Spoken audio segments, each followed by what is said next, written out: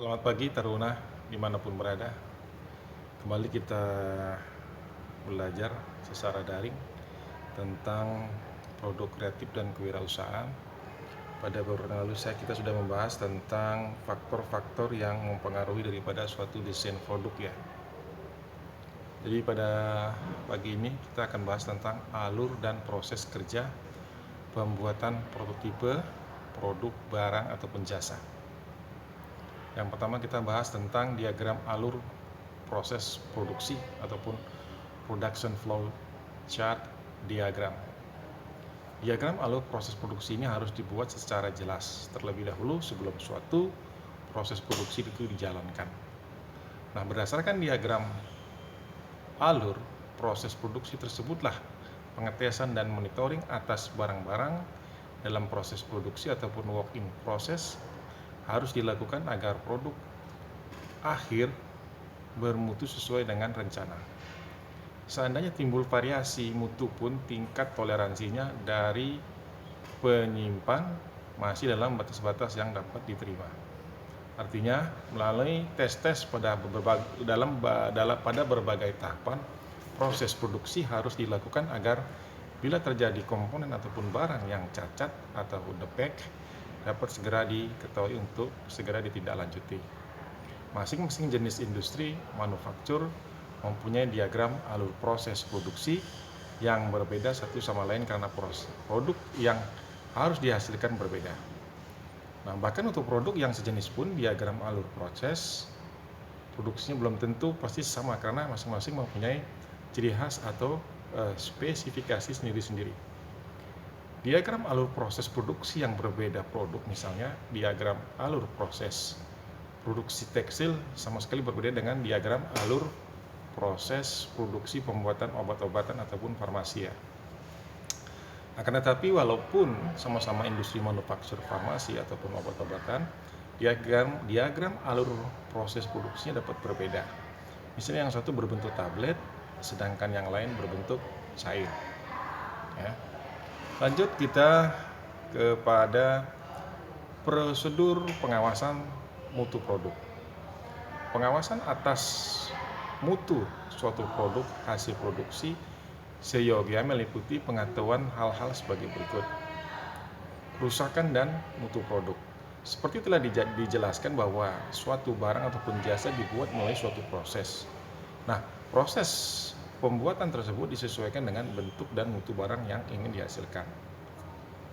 Yang berikutnya adalah mencegah dan menghindarkan terjadinya kerusakan barang dalam hal produk ini ya. Kiat utama dari pencegahan kerusakan suatu produk sebenarnya sangat sederhana saja, yaitu kerusakan harus dicegah sebelum terjadi. Kendali mutu terpadu. Uraian di atas menunjukkan bahwa mencegah terjadinya kerusakan produk selama proses produksi berarti mengadakan suatu rangkaian kegiatan terpadu dalam pengendalian mutu. Bila ada pengendalian atau controlling di atas mutu tertentu ataupun dalam atas mutu tentunya harus dimulai sejak perencanaan ataupun planning mutu produk bersangkutan antara tahap perencanaan dan tahap seperti pengorganisasian ataupun organizing dan pelaksanaan ataupun actuating itu harus disertai pengawasan mutu. Hal ini memberi gambaran bahwa manajemen mutu ataupun quality management meliputi berbagai aspek keikutsertaan dari berbagai pihak di dalam perusahaan yang menghasilkan suatu produk yang mutunya harus dikendalikan. Lanjut kita kepada jenis-jenis pengawasan mutu produk. Nah, ini pemantauan bahan-bahan.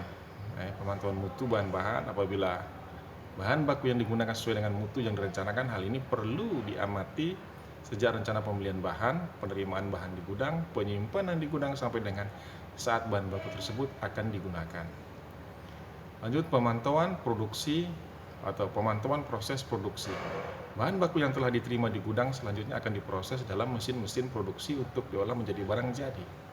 Dalam hal ini selain cara kerja peralatan produksi yang mengolah bahan baku dipantau, juga hasil kerja mesin-mesin tersebut dipantau agar menghasilkan barang sesuai dengan yang direncanakan.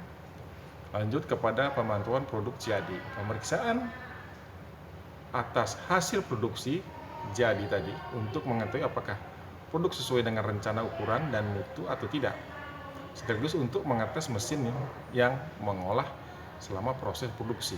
Nah, bila produksi ataupun produk setengah jadi sesuai dengan bentuk, ukuran, dan mutu yang direncanakan, maka produk-produk tersebut dapat digudangkan. Selanjutnya dipasarkan ataupun didistribusikan. Namun bila terdapat barang yang cacat, maka barang tersebut harus dibuang atau remade, dan mesin perlu disetel kembali agar beroperasi secara akurat. Lanjut, pemantauan pengepakan ataupun pengemasan ya. Bungkus dapat merupakan alat untuk melindungi barang agar tetap dalam kondisi sesuai dengan mutu. Nah, pemecahan masalah mutu dengan statistik. Metode statistik diketahui telah digunakan sejak lama dalam rangka membantu perusahaan dalam masalah tertentu yang kompleks. Walaupun demikian, metode statistik sebenarnya mempunyai ketentuan tertentu dalam pelaksanaannya. Suatu hal yang perlu diketahui adalah bahwa dalam industri ternyata statistik merupakan salah satu alat untuk pengendalian mutu, termasuk dalam perencanaan kerusakan barang ataupun defect prevention. Alasan digunakan metode statistik dalam pengawasan mutu adalah sebagai berikut: menghitung jumlah kerusakan barang dalam proses produksi. Kerusakan atau cacatnya barang sebenarnya merupakan akibat terjadinya penyimpangan ataupun variasi ataupun deviasi dalam proses suatu produksi ya. Metode statistik dapat memberi gambaran tentang penyimpangan tersebut.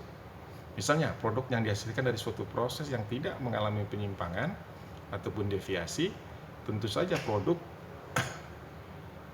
tersebut tidak mengalami suatu kerusakan. Akan tetapi mengingat proses produksi merupakan kombinasi mesin-mesin dan orang-orang, maka bisa terjadi kekeliruan sehingga produk yang dihasilkan mengalami penyimpangan ataupun deviasi. Nah, dalam hal yang terakhir inilah peranan statistik untuk mengurangi terjadinya penyimpangan, yang berarti pula mengurangi kerusakan produk akhir. Nah, secara umum dari metode statistik dapat diperoleh suatu gambaran tentang data sampel yang dianalisa. Gambar tersebut dapat memberikan visualisasi dengan jelas tentang data tersebut sehingga dapat diketahui apakah terjadi penyimpangan, kerusakan atau tidak. Nah, dari hal pengendalian mutu, peranan seorang supervisor mutu ini sangat berperan terutama dalam hal mengumpulkan data statistik, menganalisis dan menyimpulkannya sehingga supervisor mutu dapat memberikan informasi yang cepat dan tepat kepada pihak manajemen tentang hasil produk, apakah di bawah atau sesuai dengan standar mutu yang direncanakan. Nah, ini dia. Terakhir adalah alat kendali mutu. Ya.